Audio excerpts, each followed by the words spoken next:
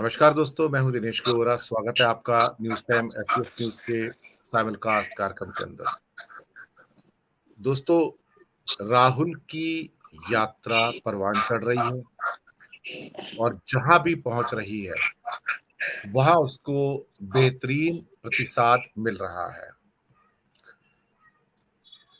जितना प्रतिसाद उसको मिलता जा रहा है, जन सैलाब जैसे जैसे उसके साथ जुड़ता जा रहा है, वैसे वैसे भारतीय जनता पार्टी के हमले राहुल गांधी के ऊपर बढ़ रहे हैं।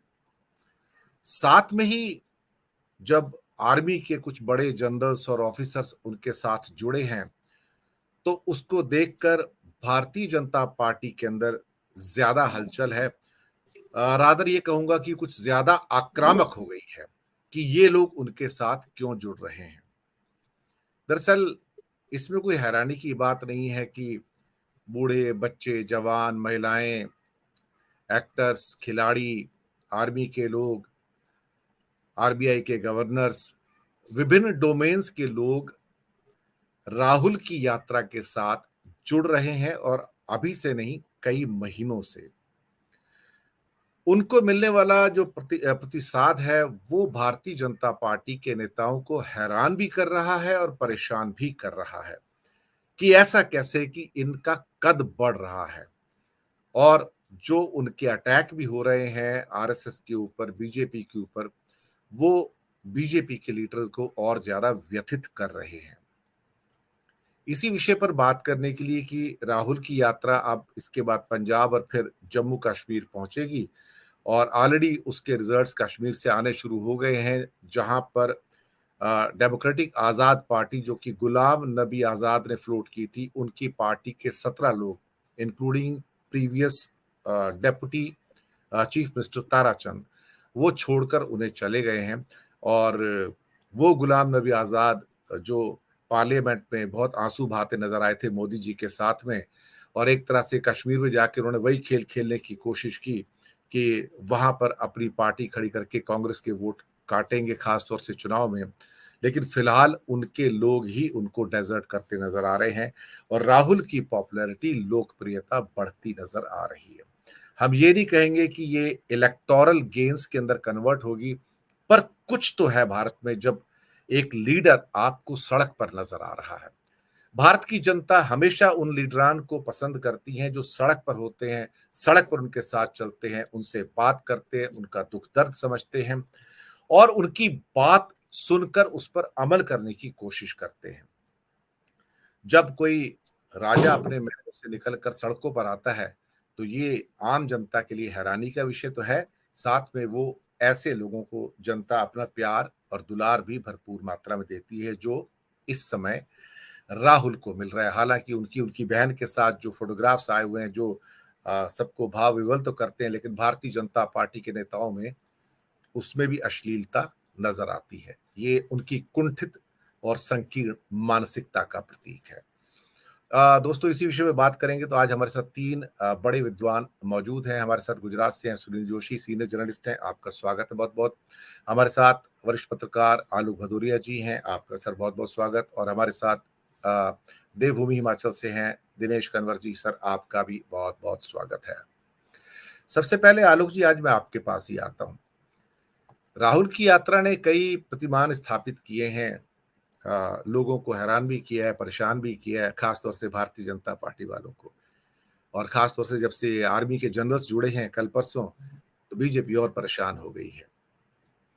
दरअसल गांधी जी के बाद ऐसी यात्राएं भारत में कम ही देखी गई हैं। हालांकि विनोबा जी की भी रही हैं और भी कुछ लोगों की रही हैं, लेकिन इतनी लंबी यात्रा अगर किसी की हो और कहीं पर कोई हिंसा नहीं हुई है, कोई शोर शराबा नहीं हुआ है, रास्ते में किसी की ऐसे कोई उनकी उनकी वजह से ट्रैफिक रुकने से किसी की मौत हो गई हो, ऐसा कोई हादसा भी नहीं हुआ है, शांतिपूर्ण तरीके से चलती आई और मोमेंटम गैदर करती गई और आज लोकप्रियता के वो शिखर पर पहुंची है। आपकी ऑब्जर्वेशन आलोक जी।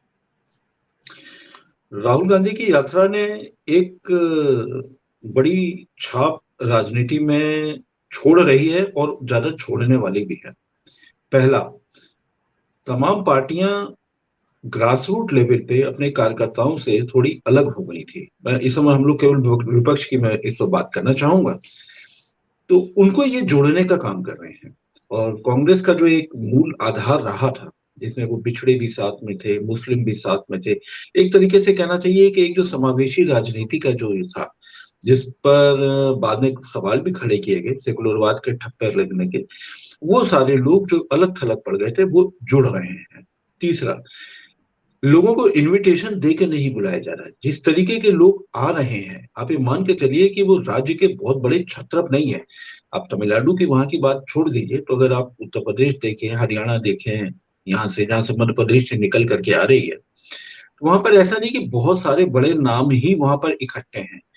देखिए, किसी भी संगठन का अगर राहुल गांधी या राहुल गांधी के समकक्ष अगर भारतीय जनता पार्टी भी अगर यात्रा निकालेगी, अखिलेश भी निकालेंगे समाजवादी पार्टी के, या उद्धव ठाकरे भी निकालेंगे, तो आप ये मान करके चलिए कि उनके जो राज्य के जो नेताओं की जो गैलेक्सी है ना, वो उनके साथ में हमेशा दिखाई देगी।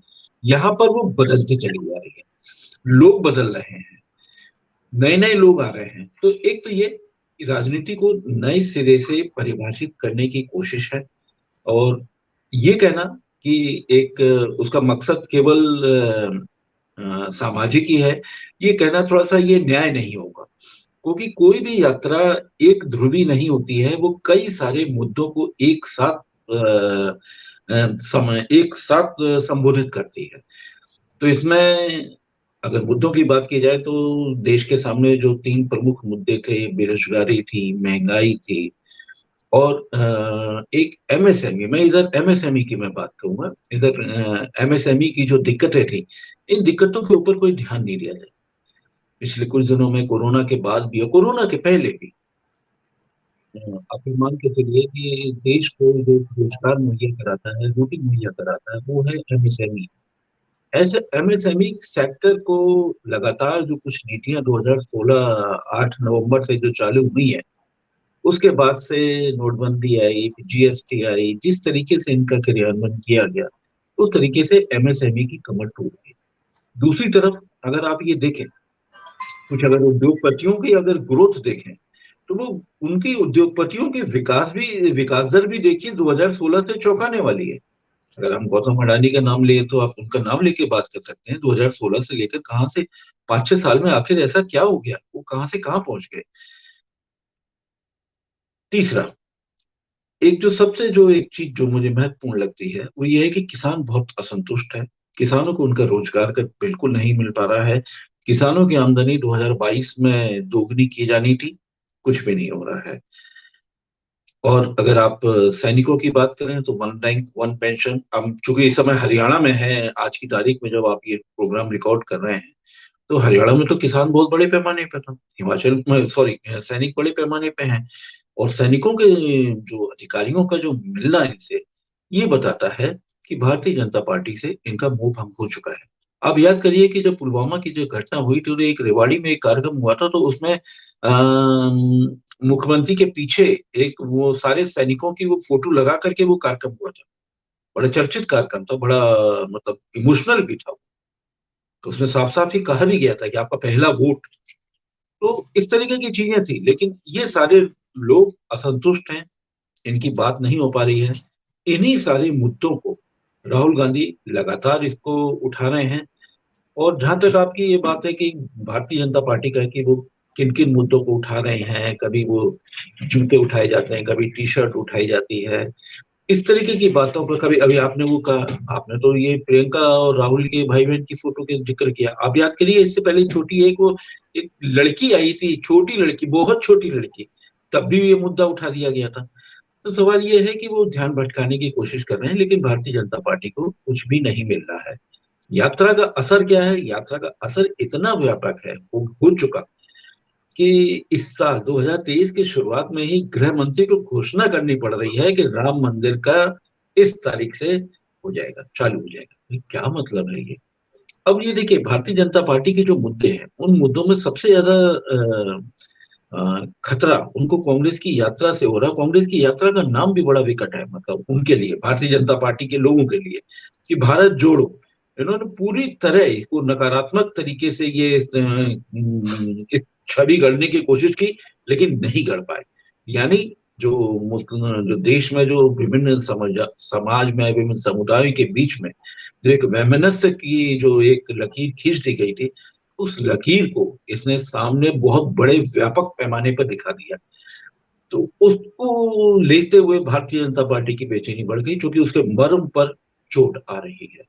और उसका जो मर्म है, हिंदू मुस्लिम टर्फ पे चोट आ रही है। अगर वो पिछड़े अगर एक हो गए तो दिक्कत आ जाएगी।